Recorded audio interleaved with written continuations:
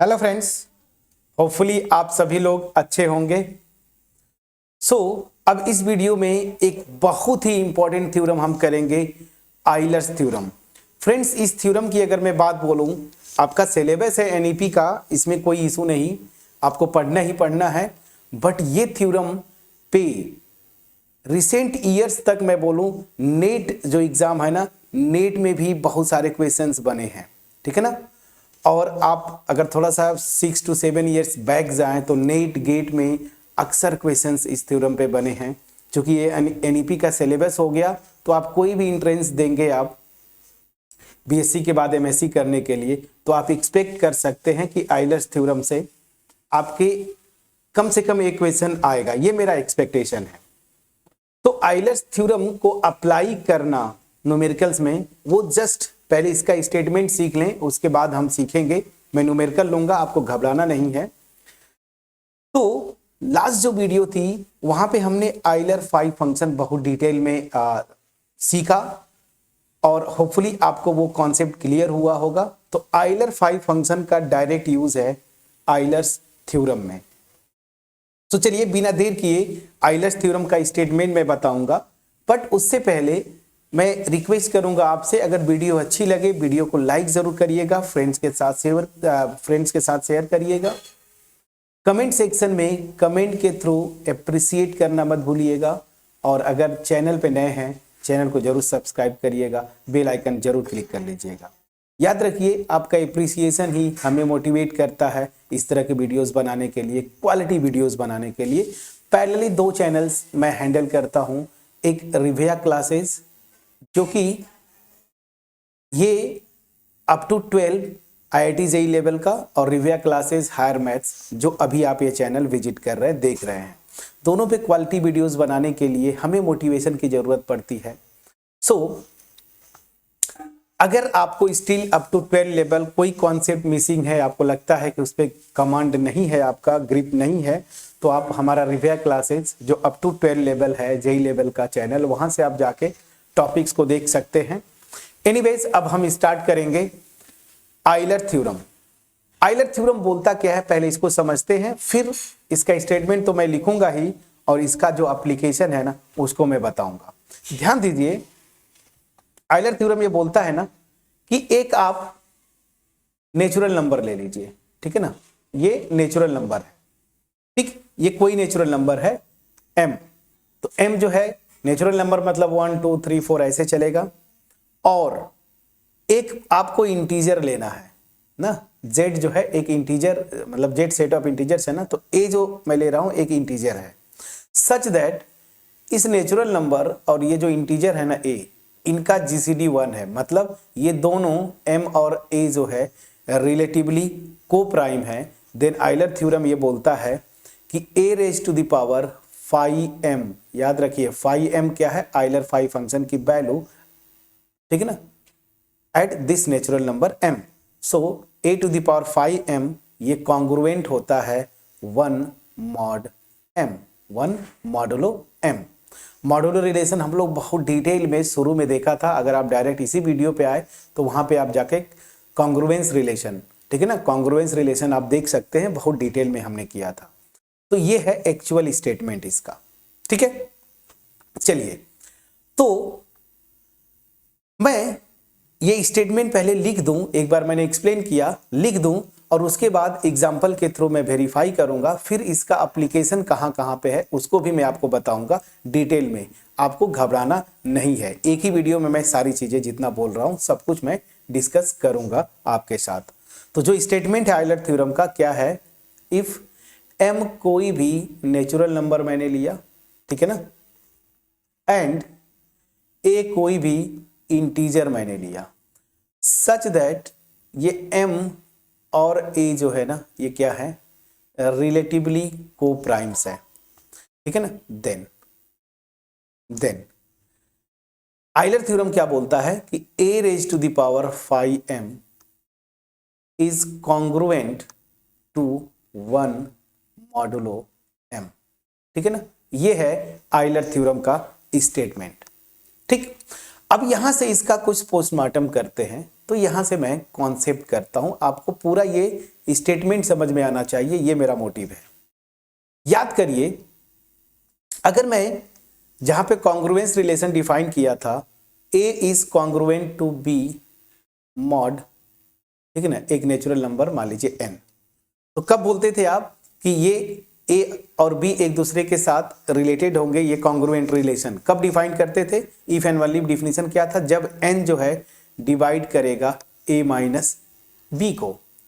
अब ध्यान दीजिएगा, थोड़ा सा अलग तरीके से अगर आप देखें तो इसी ये जो लिखते हैं ना n divides a minus b, इसका मतलब ये होता है कि ये जो n है ना, इससे अगर a को मैं डिवाइड करूंगा ना, तो जो मेरा रिमाइंडर आता है ना, वही मेरा क्या होता है? b। इसी को जो आप लिखते हैं ना कि ये रिलेशन होगा if and only if n divides a minus b, थोड़ा सा अलग तरीके से अगर आप जाएं, ठीक है ना, तो इसका मतलब यही होता है कि अगर a को मैं n से डिवाइड करूं तो मेरा रिमाइंडर जो है b आएगा। कैसे? चलिए मैं इसको एक एग्जांपल के थ्रू एक्सप्लेन करता हूं। जैसे आपने लिया था 5, ठीक है ना, और यहां पे आपने n को ले लिया 2, तो आप लिखते थे ना 5 इज कॉन्ग्रुएंट टू 1 मॉडुलो 2, लिखते थे ना। और ऑब्वियस ही बात है, ये ऐसा क्यों है? क्योंकि 2 डिवाइड करता है 5 माइनस 1, 5 माइनस 1 क्या होता है? 4, 4 को डिवाइड करता है।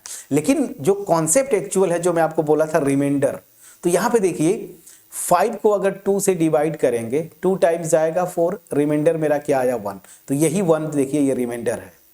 तो दोनों तरीके से आपको समझना है कि मैं बोलता हूं कि a is congruent to b modulo n, इसका जो एक्चुअल डिफिनीशन था कि n डिवाइड करेगा a माइनस बी को, लेकिन दूसरा जो मीनिंग है वो क्या है कि अगर इस a को मैं डिवाइड करूं n से ना, तो मेरा रिमाइंडर b आता है। ठीक है, ये चीज आपको कॉन्सेप्ट समझना है। तो चलिए, अब ये मैं एक्सप्लेन कर पाया, यही चीज मैं यहां पे लिखता हूं, यही चीज मैं यहां पे लिखता हूं। तो चलिए देखिए क्या होगा। सो ये जो आइलर थ्योरम है ना, इसको दूसरे तरीके से कैसे करेंगे? सो इसका मतलब क्या है? सो मीनिंग ऑफ आइलर थ्योरम मैं यहां पे लिख देता हूं। एक्चुअल जो कॉन्सेप्ट है, meaning of Euler's theorem, Euler's theorem meaning मतलब मैं एक्चुअल कॉन्सेप्ट बताना चाहता हूं, is that if we divide a raised to the power phi m, we get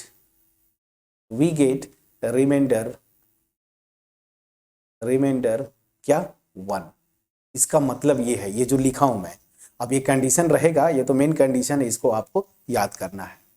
ठीक है, अब चलिए इसको मैं वेरीफाई करता हूं एक एग्जांपल के थ्रू। बिल्कुल आपको ये जिद होनी चाहिए कि सर आप बोल रहे हैं तो इसको वेरीफाई करिए ना एग्जांपल के थ्रू। चलिए, मुझे क्या करना है, दो इंटीजर्स, एक नेचुरल नंबर लेना है। मान लीजिए मैंने नेचुरल नंबर, आपके आसान बिल्कुल आपको आप समझ पाए, इसके लिए मैंने लिया m इक्वल टू 2, और जो एक इंटीजर लेना है, इंटीजर को मैंने ले लिया फॉर एग्जाम्पल 5। जस्ट आप देखिए, वेरीफाई करिए इसको। ठीक, तो आइलर थ्योरम का स्टेटमेंट जो है वो क्या बोलता है कि ये a raise to the power 5m, अब यहां पे 5m मतलब 5 इसको अगर मैं इस 2 से डिवाइड करूंगा तो रिमाइंडर 1 आएगा। इसको जरा कैलकुलेट करके देखिए, तो देखिए जरा a क्या है मेरा 5, ठीक है ना, तो 5 raise to the power 5 Euler 5 function की वैल्यू, ठीक है ना, 5 क्या होगा? 1 होता है ना। ये हमने किया था पिछली वीडियो में। 2 के रिलेटिवली को प्राइम कितने इंटीजर्स होंगे, नेचुरल नंबर्स होंगे, 1 से 2 तक वैरी करवाएंगे तो 1 होता है, मतलब ये हो गया 5। ठीक, अब देख लीजिए, अभी तो मैं बताया था। तो अब इस a raise to the power 5 को अगर मैं ये जो m है ना 2 से डिवाइड करूंगा, ये ध्यान दीजिए, a रेज के पावर 5 और यही क्या है, अगर मैं 2 को डिवाइड करूं, a रेज के पावर 5 आपने 5 कैलकुलेट किया है, ठीक है ना, तो रिमाइंडर कितना आता है? देख लीजिए, रिमाइंडर क्या है? 1, रिमाइंडर 1। और यही तो आइलर थ्योरम बोलता है कि 5 रेज के power 5 is congruent to 1 modulo क्या? 1 मॉडुलो 2, 1 मॉडुलो 2। क्लियर हुआ कि नहीं? प्लीज बोलिएगा, 1 मॉडुलो 2। तो जो आइलर थ्योरम है इसको दूसरे तरीके से आपको समझना है कि a raise to the power, जब एक नेचुरल नंबर लूंगा m और एक इंटीजर लूंगा a, अगर ये दोनों रिलेटिवली को प्राइम्स हैं तो a के पावर 5m जो होगा, ठीक है ना, उसको अगर मैं इस m से डिवाइड करूंगा तो रिमाइंडर मेरा क्या आएगा 1। ये दिमाग में आपको बिठा के रखना है। तो मैंने तो ये बता दिया आइलर थ्योरम जो है वो क्या है, उसका एक्चुअल मीनिंग भी बता दिया और मैंने वेरीफाई कर दिया। अब आते हैं, जो आपके एग्जाम में तो ये आएगा नहीं कि आइलर्स थ्योरम लिखो, अगर आ जाता है तो वेरी शॉर्ट आंसर में आएगा, वेरी शॉर्ट आंसर जो आपका होता है 1 मार्क्स या 2 मार्क्स जो भी वहां पे आएगा। बट न्यूमेरिकल्स यहाँ पे बहुत ज़्यादा आते हैं और नेट में जिस तरह के क्वेश्चंस बने हैं और वो पुराने क्वेश्चंस हैं तो आपके होम एग्जाम में आ सकता है। तो मैं मेन फोकस करना चाहूंगा एप्लीकेशन पे, application of Euler's theorem. Euler's theorem का एप्लीकेशन क्या है, ठीक है ना। आप अक्सर अब तक जरूर एनकाउंटर किए होंगे इस तरह के एग्जांपल्स की, बोलता होगा कि एक नंबर दिया, उसको किसी दूसरे नंबर, जैसे मान लीजिए n दिया एक नंबर, इसको इस नंबर m से डिवाइड करता हूं, मान लीजिए दोनों नेचुरल नंबर है, तो बताइए कि यूनिट डिजिट क्या होगा। जैसे फॉर एग्जांपल 2 के पावर 50 को मैं फॉर एग्जांपल 5 से अगर डिवाइड करूं तो, या ऐसे सिंपली छोड़िए, डिवाइड वाइड छोड़िए, सिंपल से जो क्वेश्चन आता है वो ऐसा आता है, मैंने देखा है अक्सर वनडे एग्जाम्स में भी। ये छोड़िए, इसमें आपको कंफ्यूज नहीं होना है, मैं जो बोलना चाहता था वो ये, जैसे आपको बोले एक नंबर दे दे बहुत ज्यादा पावर वाला, जैसे 2 के पावर 50, बोलेगा कि 2 के पावर 50 में यूनिट डिजिट क्या होगी, यूनिट डिजिट क्या होगी, ये निकालने का। आपसे बोल दे 2 के पावर 50 में लास्ट 2 डिजिट्स क्या होंगे, लास्ट 2 डिजिट्स क्या होंगे। इस तरह के क्वेश्चन जरूर आप देखे होंगे कि 2 के पावर 50 में यूनिट डिजिट क्या होगा, 2 के पावर 50 में लास्ट 2 डिजिट्स क्या होंगे। ये सब के सब इस तरह के क्वेश्चन जो होते हैं ना, आइलर्स थ्योरम से सॉल्व होते हैं। तो जो लॉजिक है वो मैं 1 बाय 1 करके आपको बताता हूं और एग्जाम्पल लेके मैं एक्सप्लेन करता हूं, ताकि अगर न्यूमेरिकल्स आए तो आप कर पाएं। और मेरा मोटिव ये भी है कि मेरे जो प्यारे स्टूडेंट्स बीएससी पास है, नेट और जेम जिनका टारगेट है, खास करके नेट, अगर वो देख रहे हैं तो उनको भी ये बेनिफिट हो। तो क्या है पहला एप्लीकेशन आइलर थ्योरम का, to find unit digit, to find unit digit ना। आपसे बोले कि यूनिट डिजिट निकालो, इसमें जो है इसका जबरदस्त एप्लीकेशन है, वो मैंने जस्ट अभी बताया। अब कैसे निकालते हैं ये कॉन्सेप्ट बता दूं, उसके बाद फिर मैं एक एग्जांपल लेके एक्सप्लेन करूंगा। ध्यान दीजिए कॉन्सेप्ट क्या है। जैसे ये समझिए, मैं बोलता हूं 51 एक नंबर लिया, इसका यूनिट डिजिट बताओ या लास्ट डिजिट बताओ ना, इधर से यूनिट प्लेस पे। तो क्या होगा, सिंपली आप करते क्या है, 10 से डिवाइड करते हैं ना, और जो रिमाइंडर आ जाए तो 10 से डिवाइड करेंगे 5 टाइम्स आएगा 50, रिमाइंडर मेरा आ गया 1, यही देखिए यूनिट डिजिट है। मैं बोलूं 57 ले लो, इसका यूनिट डिजिट आप बता देंगे तुरंत 7 है, लेकिन लॉजिक क्या है, 10 से डिवाइड करिए 5 टाइम्स गया, जो रिमाइंडर आ गया। मैं समझा पाया कि नहीं, प्लीज प्लीज बोलिएगा, ठीक है ना। तो बस यूनिट डिजिट जब भी निकालना है तो आपको करना क्या होता है, 10 से डिवाइड करिए जो रिमाइंडर आए। अब जरा इसको लिंक करिए कॉन्ग्रुएंट रिलेशन से। मैं यही बोल रहा हूं ना कि जो भी नंबर देगा, ठीक है ना, जैसे 57, इसको 10 से डिवाइड करूंगा जो रिमाइंडर आएगा। तो बस आपको करना क्या होता है, जो भी नंबर दे बोले कि उसका यूनिट डिजिट निकालो, तो आपको करना क्या, उस नंबर को मॉडुलो 10 लेना है। मॉडुलो 10 इसका मतलब क्या है कि 10 से डिवाइड करूंगा इस नंबर को जो रिमाइंडर आएगा। सिंपल सी बात है, मैं समझा पाया कि नहीं, प्लीज बोलिएगा, ठीक है ना। तो बस यही मैं लिख देता हूं। ये लॉजिक बताने के बाद आइलर थ्योरम कैसे लगाएंगे वो मैं बाद में बताऊंगा, बट एक्चुअल जो कॉन्सेप्ट है यूनिट डिजिट निकालने का वो मैंने आपको बताया कि मॉडुलो कॉन्ग्रुएंस रिलेशन आप लेते हैं, ठीक है ना, कॉन्ग्रुएंस रिलेशन लेते हैं। तो यहां पे बस मैं लिख देता हूं, to find unit digit take modulo 10। बस आपको यही लेना है, मॉडुलो 10 ले लेना है, ठीक है ना। जब भी जो नंबर देगा उस नंबर का मॉडुलो 10 ले लीजिए, बस सिंपल सा, तो टेक मॉडुलो 10। बस अब यहां पे देखिए आइलर थ्योरम यूज होगा। कैसे, मैं एक एग्जांपल लूं तो आपके समझ में आएगा। मैं एक एग्जांपल लेता हूं, बहुत आसान था। फाइंड यूनिट डिजिट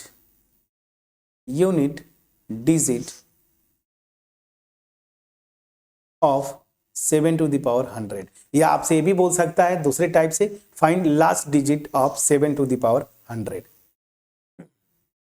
ठीक, आपसे बोलेगा ये वैल्यू निकालो। तो देखिए यहां पे आइलर थ्योरम भी कैसे लगेगा, बहुत कुछ इंटरेस्टिंग है। और एक्चुअल जब यूनिट डिजिट पूछना है तो हमें निकालना क्या है, देखिए जो मैंने बोला था mod 10।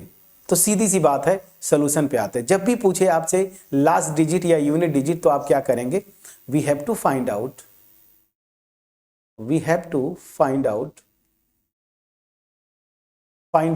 What 7 to the power 100 mod 10।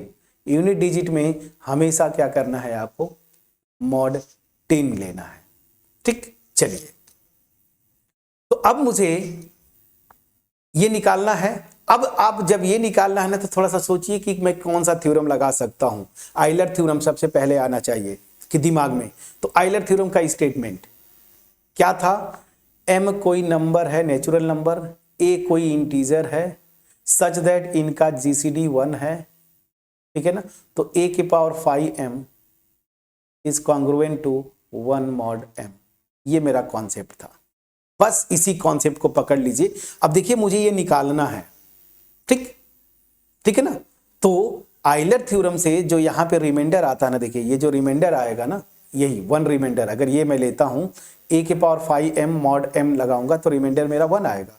तो यहां से मैं क्या आइलर थ्योरम लगा सकता हूं, तो m के प्लेस पे देखिए आइलर थ्योरम से कंपेयर करेंगे तो m मेरा क्या है 10, और a जो है मेरा, वो मेरा a क्या है, ये 7 है।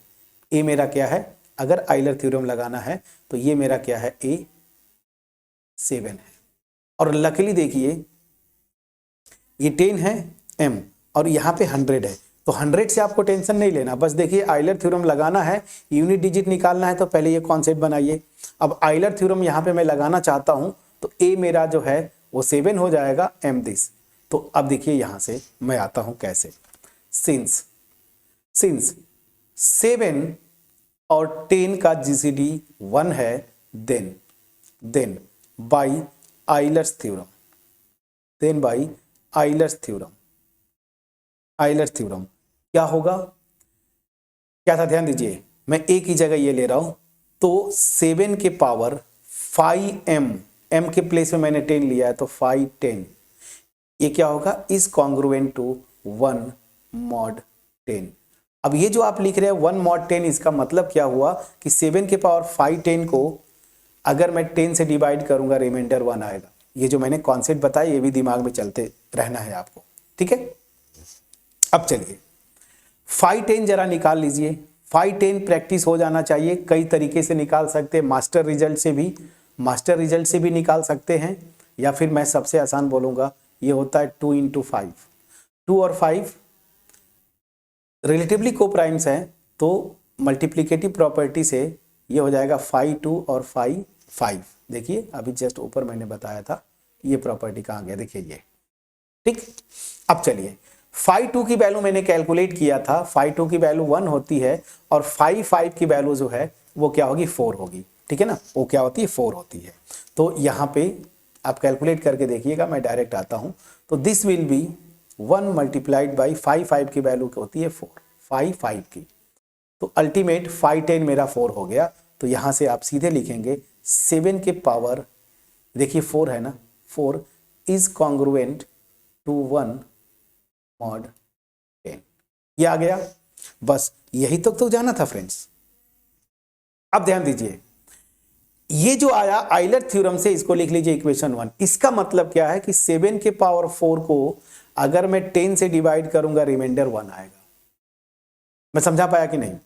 अब जो कॉन्ग्रुएंट रिलेशन मैंने बताया था, याद करिए, a is congruent to b mod n। तो a के पावर, यहां पे कुछ भी m ले लीजिए दोनों साइड, b के पावर m, तो ये क्या हो जाएगा, मॉडुलो n। मतलब अगर a is congruent to b mod n है तो a के पावर कुछ भी रखिए, b के पावर, दोनों पावर सेम कर दीजिए तो सेम रिलेशन आता है।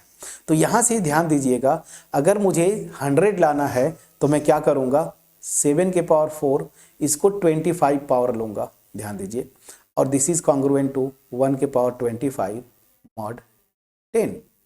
समझा पाया कि नहीं? अब यहां से देखिए, ये 7 के पावर 100 हो गया, this is congruent to 1 mod 10। बस यही तो मुझे निकालना है, यही तो मुझे निकालना था फ्रेंड्स। मैंने आपको बताया था कि जो नंबर का यूनिट डिजिट निकालना है मैं उसको मॉडुलो 10 निकालूंगा, और इसका मतलब क्या है, इस नंबर को 10 से डिवाइड करूं, रिमाइंडर क्या आएगा। तो यहां से कॉन्ग्रुएंस रिलेशन जो मैंने कॉन्सेप्ट बताया था, यहां पे कहां गया कॉन्सेप्ट, ये कि इसको अगर डिवाइड करेंगे तो रिमाइंडर 1 आता है, यही मैंने बताया था ना। तो इसका मतलब क्या हुआ, मॉडुलो का मतलब यही हुआ कि इस नंबर को 10 से डिवाइड करूंगा तो रिमाइंडर मेरा क्या आएगा, 1। तो इसका मतलब यही हुआ कि 7 के पावर 100 मॉड 10, इसका मतलब क्या है कि इसको मैं 10 से डिवाइड करूंगा तो रिमाइंडर मेरा क्या आएगा, वो यही होगा, वो क्या होगा, 1। तो आपका आंसर क्या हुआ, आंसर ये हुआ यूनिट डिजिट या last digit of 7 to the power 100 is क्या होगा, 1। ये आपका आंसर हुआ फ्रेंड्स। इतने स्मार्टली आपने आइलर थ्योरम लगा के ये निकाला। तो जब भी यूनिट डिजिट पूछे किसी भी नंबर का, पहले ये निकाल लीजिए और वहां से आइलर थ्योरम लगाने की कोशिश करिए, ठीक है, कोशिश करिए। तो देखिए आपका कैलकुलेशन करते करते आंसर आपका आ जाता है, ठीक है। मैं समझा पाया कि नहीं, प्लीज बोलिएगा, प्लीज बोलिएगा, मैं समझा पाया। अब चलिए, अब आप बोलेंगे कि सर एक और एग्जांपल कर दीजिए ना, बड़ा मतलब थोड़ा सा अच्छा लगेगा। तो one more example, one more example कैसे, ध्यान दीजिए। मैं आपसे पूछता हूं, फाइंड, ये नेट का क्वेश्चन है। अच्छा ये पेन चलती नहीं है, मैं थोड़ा आराम से लिखता हूं। फाइंड द लास्ट डिजिट में पूछूं, ठीक है। फाइंड द लास्ट डिजिट, थोड़ा सा मैं अब अच्छा एग्जांपल लेना चाहता था, जैसे मैंने ये ले लिया। एक और एग्जांपल कर दूं, या एक काम करता हूं, चलिए मैं थोड़ा सा कॉन्सेप्ट आगे बढ़ा देता हूं, फिर आपको होमवर्क दे दूंगा, ठीक है। कुछ होमवर्क दूंगा, आप ट्राई कर लीजिएगा। चलिए वीडियो का लेंथ बड़ा हो जाएगा, तो इतना चीज़ें, ओहो पेज नहीं होता है सिस्टम। मैं आपको कुछ क्वेश्चंस हिंट मतलब होमवर्क दे दूंगा, आप टेंशन मत लीजिए, ठीक है, मैं होमवर्क दे दूंगा। चलिए, ये चाहता क्यों नहीं, मिटता नहीं है, ठीक है ठीक है, 1 मिनट 1 मिनट मिट जाएगा। चलिए बहुत बढ़िया, बहुत बढ़िया। चलिए फ्रेंड्स, तो मैं एक और एग्जांपल कर देता हूं। आप बोलेंगे ना कि ठीक है, मैं लिख भी रहा था, होमवर्क देने वाला था, लेकिन चलिए मैं करके थोड़ा सा एक्सप्लेन करता हूं। चलिए एक और एग्जांपल आपसे मैं बोलूं, फाइंड यूनिट डिजिट या लास्ट डिजिट ऑफ 7 के पावर 73। मैं इसी तरह का क्वेश्चन एक लिया ताकि आप थोड़ा प्रैक्टिस में रहे। दूसरा क्वेश्चन आप बुक से देख सकते हैं, ठीक है। तो ये भी नेट का थोड़ा पुराना क्वेश्चन है, नेट का ये क्वेश्चन है, तो मैं यहाँ पे आपको करवा देता हूँ, होम एग्जाम में आ सकता है। अगेन सेम रूल, सोल्यूशन पे आता हूँ, सोल्यूशन पे आता हूँ। अगर आपसे बोल रहा है कि लास्ट डिजिट मतलब यूनिट डिजिट, तो आपको क्या करना है, सीधी सी बात है, again we have to find out क्या, 7 के पावर 70। देखिए इस नंबर का यूनिट डिजिट मतलब मैं 10 से डिवाइड करूं जो रिमाइंडर आए, तो मुझे ये निकालना है। अब ये निकालना, तो यहीं पे दिमाग लगाइए, आइलर थ्योरम। तो m के प्लेस पे जो थ्योरी में मैंने बताया था 10, और ये मेरा जो है a है, ठीक है ना। तो यहां पे आप देखेंगे, सोल्यूशन स्टार्ट करता हूं, चलिए। सो सिंस, थोड़ा सा सिस्टम स्लो हो जाता है ना, तो चलिए, तो यहां पे सिंस 7 और 10, इसका जीसीडी क्या है फ्रेंड्स, आप देखेंगे 1, so then by Euler's theorem, क्या हो जाएगा, बोलिए क्या था, ए के, मैंने बताया था, कहां गया, a के पावर 5m ना is congruent to 1 mod m, यही ना। तो चलिए क्या हो जाएगा, a मेरा क्या है 7, तो 7 के पावर 5, m क्या है मेरा 10 इज कॉन्ग्रुएंट टू 1 मॉड 10। इसका मतलब क्या हुआ कि 10 को मैं 7 के पावर 5 10 को अगर मैं डिवाइड करूंगा 10 से तो रिमाइंडर 1 आएगा। 5 10 आपने ऊपर कैलकुलेट किया है, देखिए 5 10 जब यूनिट डिजिट पूछेगा ना तो हमेशा 5 10 ही आएगा, वो 4 था। तो देखिए यहाँ पे दिस विल इम्प्लाई 7 के power 4 is congruent to 1 mod क्या 10। अब ध्यान दीजिए मुझे निकालना क्या है 73। तो जरा 4 को मैं डिवाइड करूं 74 से 73 को, तो 4 1 जा 4, नीचे करिएगा 3 8, तो 8 4 जा 32, रिमाइंडर 1 आ गया ना। तो मतलब क्या हुआ समझिएगा, मैं इसको 18 टाइम्स 18 पावर लूंगा। तो ध्यान दीजिएगा 7 के पावर 4 और यहाँ पे power 18 will be congruent to 1 के पावर 18 मॉड क्या 10। वही प्रॉपर्टी ऊपर वाला कि if a is congruent to b mod n, तो a के power m will be congruent to b के पावर m मॉड n। ये प्रॉपर्टी था कॉन्ग्रुएंस रिलेशन का। अब यहां से जब करेंगे तो ये क्या आ जाएगा 7 पावर 72 इज कॉन्ग्रुएंट टू 1 के पावर 18 1 ही रहेगा मॉड 10। बस आपको जो निकालना है ना वो लगाते जाइए। 7 के पावर 73 निकालना है, तो मैं क्या करूंगा दोनों साइड से जो है मैं 7 से मल्टीप्लाई करूंगा कॉन्ग्रुएंट रिलेशन की property, if a is congruent to b mod n और k कोई पॉजिटिव इंटीजर मैं ले लूं फॉर एग्जांपल, तो k a is congruent to b k ना, मतलब दोनों साइड k से मैं मल्टीप्लाई कर देता हूं मॉड n, ये होता है मेरा रिजल्ट। तो यहां से 7 के power 73 is congruent to 7 mod 10। बस ये आपका आंसर आ गया फ्रेंड्स, आंसर आ गया, हमें यही चाहिए। अब ये क्या शो करता है, इसका मतलब क्या हो गया कि 7 के पावर 73 को अगर मैं 10 से डिवाइड करूंगा 10 से, तो रिमाइंडर मेरा क्या आएगा 7। This will imply unit digit क्या हो जाएगी, यूनिट डिजिट या लास्ट डिजिट ऑफ 7 के power 73, this will be is what 7। ये आपका आंसर हो गया।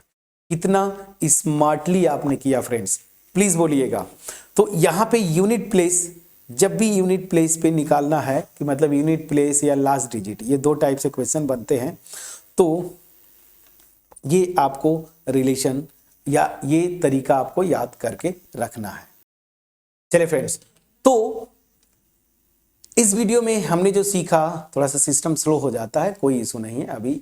तो हमने इस वीडियो में सीखा आइलर्स थ्योरम का स्टेटमेंट, आइलर थ्योरम का एक्चुअल मतलब मीनिंग, और उसके बाद हमने इसको एप्लीकेशन सीखा। तो पहला एप्लीकेशन यूनिट डिजिट निकालने में जो नंबर का पूछे मॉडुलो 10 ले लेंगे।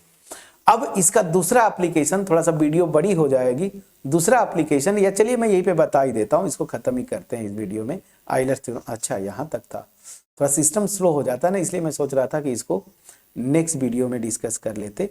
तो दूसरा जो एप्लीकेशन होगा to find last two digits, ठीक है ना, लास्ट 2 डिजिट्स, कोई नंबर देगा बोलेगा कि इसका लास्ट 2 डिजिट निकालो, तो वहां पे फ्रेंड्स इसको नेक्स्ट वीडियो में ही करेंगे। थोड़ा सा सिस्टम स्लो हो जाता है, ठीक है ना, क्योंकि एचडी पे अभी फिलहाल मैं रिकॉर्ड करता हूं तो थोड़ा सा स्लो हो जाता है, तो इसको नेक्स्ट वीडियो में कर लेंगे। होपफुली इस वीडियो में जो भी मेरा एफर्ट था आइलर थ्योरम का स्टेटमेंट, इसका एप्लीकेशन में पहला एप्लीकेशन यूनिट डिजिट निकालना, ये आपके पास क्रिस्टल क्लियर वे में पहुंच पाया होगा। पहुंच पाया है, वीडियो को जरूर लाइक करिएगा, फ्रेंड्स के साथ शेयर करिएगा। नेक्स्ट वीडियो में लास्ट 2 डिजिट्स निकालना मैं आपको सिखा दूंगा, ताकि आपको अगर क्वेश्चन आए तो इसको आप कर पाए। अगर मेरा एफर्ट आपके पास पहुंचा होगा क्रिस्टल क्लियर वे में, वीडियो को लाइक करिएगा, फ्रेंड्स के साथ शेयर करिएगा, कमेंट सेक्शन में कमेंट के थ्रू अप्रिशिएट करना मत भूलिएगा। चैनल पे नए हैं जरूर सब्सक्राइब करिएगा, बेल आइकन को क्लिक करिएगा। तो मिलते हैं नेक्स्ट वीडियो में, तब तक अपना ख्याल रखें, पढ़ाई करते रहें। Thank you for watching my videos friend.